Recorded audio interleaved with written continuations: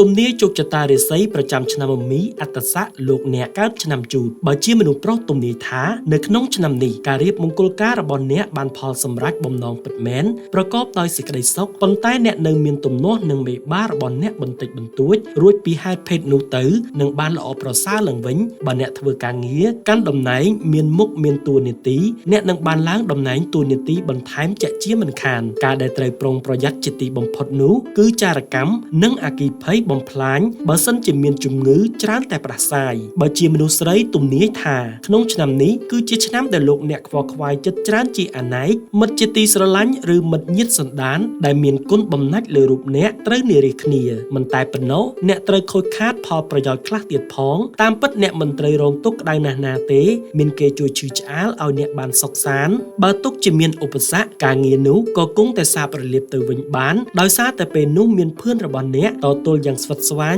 ជួនកាលឆ្នាំនេះអ្នកត្រូវរុះរើផ្ទះសម្បែងជួសជុលឬធ្វើថ្មីតែមិនជាការសំខាន់នោះទេត្រយ៉ងនាំសារពិតគ្រប់ទីកន្លែង